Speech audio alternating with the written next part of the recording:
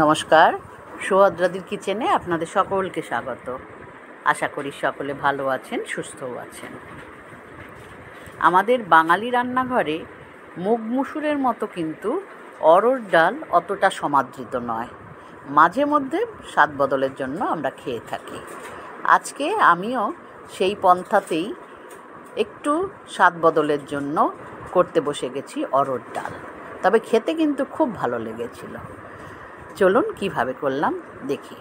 প্রথমেই আমি বেশ বড়সড় একটা কাপ, মোটামুটি 250 গ্রাম ডাল হবে, নিয়ে নিলাম। নিয়ে এবার সেটাকে কলের তলায় রেখে খুব ভালো করে পরিষ্কার করে ধুয়ে নিতে হবে। 3-4 বার জল পাল্টাতেই হবে, না হলে এই পাউডারগুলো কিন্তু ধুয়ে পরিষ্কার হয় না। ভালো করে ডালটা ধুয়ে আমি প্রেসার কুকারে সেদ্ধ করে নেব। 3-4 বার ধোয়ার পর দেখুন ডাল একেবারে পরিষ্কার হয়েছে। এবার প্রেসারে দিয়ে এর মধ্যে আন্দাজ মতো একটু নুন আর হলুদ দিয়ে, সঙ্গে 2টো কাঁচা লঙ্কা ভেঙে দিয়ে জলটা দিলাম আন্দাজ মতো 2 কাপ আপাতত, পরে লাগলে আরও দেব। মোটামুটি 2 কাপে সেদ্ধ হয়ে যাবে। একটু নুন হলুদটা মিশিয়ে দিয়ে ঢাকা দিয়ে দেবো, দিয়ে গ্যাসে বসিয়ে দেবো। অরহর ডাল কিন্তু রুটি পরোটার সঙ্গে দারুণ খাওয়া যায়। ভাতের সঙ্গে একটু যেন বেমানান বাঙালি রান্নাঘরে। আমি আজকে একটু রুটি পরোটার সঙ্গে খাওয়ার মতো করেই তৈরি করছি। প্রেসারটা বসিয়ে দিলাম গ্যাসের ওভেনে। মোটামুটি 2-3টে সিটি পড়লেই রান্না সেদ্ধটা হয়ে যাবে। এবারে একটা টমেটো নিলাম, নিয়ে তাকে পাতলা পাতলা করে কেটে নিলাম। টমেটো ফোড়নে দেব, আর এছাড়া 2-3টে কাঁচা লঙ্কা চিড়ে নেব। 2টো কাঁচা লঙ্কা সেদ্ধের সময় দিয়েছি, আপনারা আপনাদের প্রয়োজন বুঝে ঝালটা দেবেন।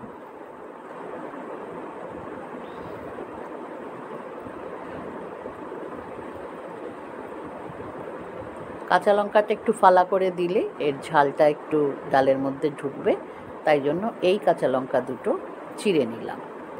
এদিকে ডাল কিন্তু সেদ্ধ হয়ে গেছে, দেখুন টিপে একটু দেখে নিই যে সেদ্ধ হয়েছে কিনা। একদম মিশে গেছে, অথচ কিন্তু প্রত্যেকটা ডাল বেশ গোটা গোটা রয়েছে। এই রকমভাবেই নামাতে হবে, একেবারে মুসুর ডালের মতো কিন্তু কাদা কাদা হয়ে যাবে না। ডাল সেদ্ধ হয়ে যাওয়ার পর এবার গ্যাসে কড়াই বসালাম ডাল ফোড়ন দেওয়ার জন্য। তাতে কিছুটা সর্ষের তেল আর 1 চামচ মতো ঘি দিলাম। ঘি দিলে এই অরহর ডালের স্বাদ কিন্তু খুব ভালো হয়। দিয়ে দিলাম 2টো শুকনো লঙ্কা, একটা তেজপাতা আর কিছুটা সাদা জিরে। এই দিয়ে একটু নাড়াচাড়া করে এবারে দিয়ে দিলাম সেই কুচিয়ে রাখা টমেটো, সঙ্গে একটু নুন দিয়ে চাপা দিয়ে দিলাম। অসময়ের টমেটো সেদ্ধ হতে একটু সময় নেয়, তাই জন্য ঢাকা দিয়ে একটুখানি মিনিট 2-3 নাড়াচাড়া করলে অনেকটাই নরম হয়ে যাবে। দিয়ে দিলাম 1 চামচ আদা বাটা, আর দিয়ে দিলাম 1/2 চামচ করে গুঁড়ো কিছু মশলা, হলুদ গুঁড়ো, লঙ্কা গুঁড়ো আর একটু জিরে গুঁড়ো। ধনে গুঁড়ো আমি এটায় দেইনি, আপনারা ইচ্ছে করলে দিতে পারেন। দিয়ে সামান্য জল দিলাম, দিয়ে আবার মশলাটা নাড়িয়ে চাড়িয়ে দিলাম। মশলাটা থেকে একটু সামান্য তেল বেরোলে দিয়ে দিলাম আরও সুস্বাদু করে তোলার জন্য একটা উপাদান, হিং। হিং আপনারা জানেন যে কোনো নিরামিষ রান্নাকে খুবই সুস্বাদু করে তোলে। আর দিয়ে দিলাম 1 চামচ মতো আমার ঘরে বানানো স্পেশাল ভাজা মশলা, ধনে জিরে গোলমরিচ, একটু লবঙ্গ, এলাচ, দারচিনি, শুকনো লঙ্কা, এইগুলো দিয়ে হালকা করে ভেজে নিয়ে তারপর গুঁড়িয়ে রেখেছি। এটা আমার মোটামুটি মাসখানেক তো যায়, আরও বেশিও যায়। সেই মশলা দিয়ে মশলাটাকে পুরোটাকে কষিয়ে নিয়ে এবার ডাল ঢেলে দিলাম, দিয়ে ভালো করে এবার নাড়াচাড়া করে মেশাতে হবে। দেখুন ডাল এমনভাবে সেদ্ধ হয়েছে, জল কিন্তু বেশি নেই। তবে ঢাকা দিয়ে একটু রেখেছিলাম মিনিট 2 ফোটানোর জন্য, তাতে দেখুন একটু কিন্তু জল বেরিয়েছে, জলটা ওপর দিকে ভেসে এসেছে।